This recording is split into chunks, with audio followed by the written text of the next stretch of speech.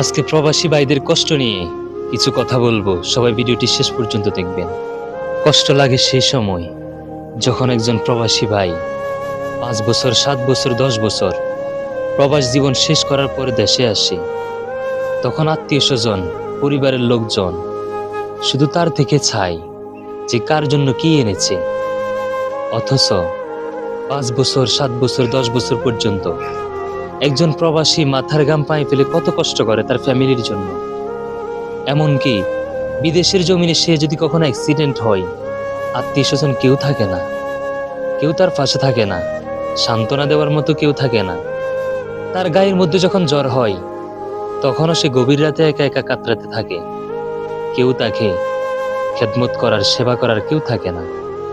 হায় আফসোস, এই প্রবাসী ভাইরা আমাদের দেশের সম্পদ, একটা পরিবারের সম্পদ, কিন্তু তার পুরো জীবনটা বিলিয়ে দিচ্ছে পরিবারের জন্য, দেশের জন্য।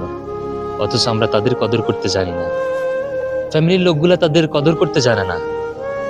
সবাই শুধু তাদের থেকে টাকা চাই, মোবাইল চাই, গহনা চাই, কিন্তু এইটা খবর নিতে চায় না যে কত কষ্টে আছে, কত দুঃখ আছে। সান্ত্বনা দেওয়ার মতো কেউ থাকে না। তাই প্রবাসী ভাইদেরকে কদর করুন, তাদেরকে সান্ত্বনা দেওয়ার মতো কথা বলুন, তাদের খোঁজ খবর রাখুন। তারা আমাদের সম্পদ, দেশের সম্পদ। তাদেরকে জানাই সেলুট, সালাম।